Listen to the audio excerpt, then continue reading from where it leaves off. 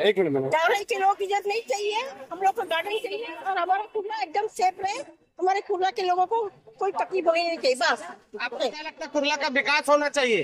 होना चाहिए, लेकिन हम जावराई के लोग इधर आना नहीं चाहिए। बस वो पहले रहती कोई थी। नहीं, हम हमारे कुर्ला में जितने रहते हैं वो काफी है, और रहते आने की जरूरत नहीं है। ठीक आहे, आगे आम्ही कुर्ल्याचे नेहरू नगरचे रहिवासी आहोत। आम्हाला कुर्ला नेहरू नगर मध्ये जे मदर दूध डेअरी मध्ये जे चालले प्रकल्प चालू आहे की धाराई ते वसवायचंय, पूर्ण असं करायचं, पण आम्हाला ते नकोय। आम्हाला तिकडे गार्डन झालं पाहिजे, सिनियर सिटीजन साठी, मुलांसाठी त्यांची सोय झाली पाहिजे, बसायला उठायला खेळायला ते झालं पाहिजे। पण धारावी आम्हाला या नेहरू नगर एरियामध्ये नकोय।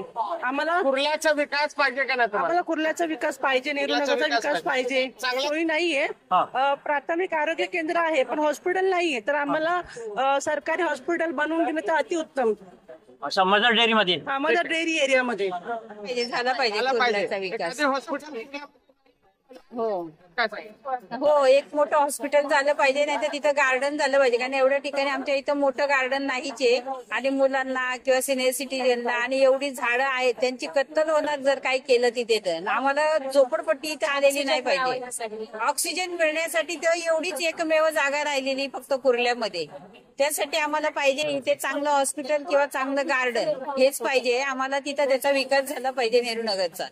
हे बघा, मी इथला स्थानिक रहिवासी आहे, नेहरू नगर हा। आणि जे पूर्वी इथे होतं, म्हणजे पूर्वीची प्रत्येक एरियाची, जसं प्रत्येक घराची एक कॅपॅसिटी आहे 5 माणसाची 10 माणसाची, तसे प्रत्येक एरियाची एक कॅपॅसिटी आहे, किती लोकसंख्या असायला हवी।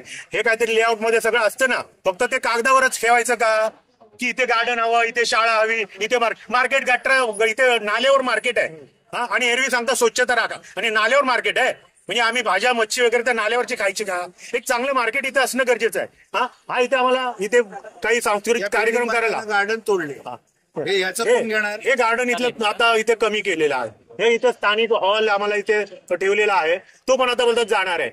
अच्छा, आता इथे जी दूध डेअरीची बघा प्रगती व्हायला पाहिजे, प्रगतीची आड नाहीये। कारण आता मुंबई पण इथे कसं पूर्वी शेती होती, मिठागर होती, त्याच्यावरच ही मुंबई वसलेली आहे। तिथे मिल, त्याच्यानंतर मिल झाले, मिल तोडून मॉल झाले, प्रगती होणार, याच्या पुढे होत राहणार, अजून पुढे काही होईल।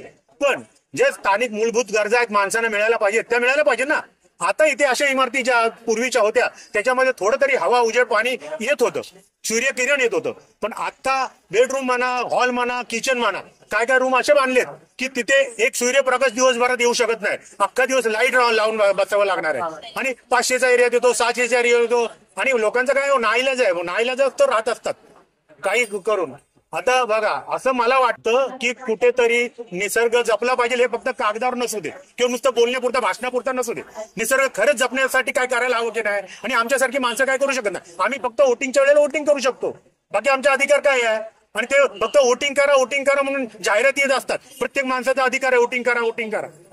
मग आम्ही वोटिंग करतो, आम्हाला त्यावेळेला जो बरोबर पक्ष वाटत असतो त्याला वोटिंग करतो। मग त्यांनी आमच्या या मूलभूत गरजांकडे, प्रत्येक माणसाच्या मूलभूत गरजांकडे, कारण भविष्य, आमच्या मुलांचे भविष्य आहेत, त्यांच्या मुलांचे भविष्य आहेत, भविष्यात इथे राहण्याजोगा काहीतरी राहिलं पाहिजे, म्हणजे प्रत्येक ठिकाणी, इथेच नाही। तर असं तुम्ही एकदम कंजेस्टेड करून ठेवाल तर ते चुकीचं आहे। प्रवासाला व्यवस्थित पडले पाहिजे, शाळा पाहिजे, आणि इथे व्यवस्थित हॉस्पिटल नाही, इष्ट आहे। कुर्ला नेहरू नगर एवढं वसवलं, पण चांगलं हॉस्पिटल पण इथे नाही आहे, शासनाचं, महापालिकेचं नाही आहे किंवा महाराष्ट्र शासनाचं नाही। आम्हाला चेंबूर, सायन, घाटकोपर एवढे लांब लांब जावं लागतं। एक कॉलेज नाही आहे या कुर्ला याच्यामध्ये, एक कुठलं सांगा आम्हाला, पण चेंबूर, माटुंगा वगैरे आमच्या मुलांना जावं लागतं का? इथे चांगली एवढी वस्ती तर का येऊ नये या गोष्टी? हे तर माझ्यासारखं सामान्य माणूस बोलू शकतो।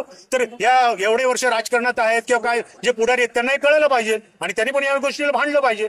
निदान करा नको करू, निदान उभं तरी राहा, निदान प्रश्न तर मांडा, एवढंच आमचं म्हणणं आहे। बाकी या रहिवाशांच्या वतीने मी बोललोय, मला हे वाटलंय, बाकी काय नाही। धन्यवाद।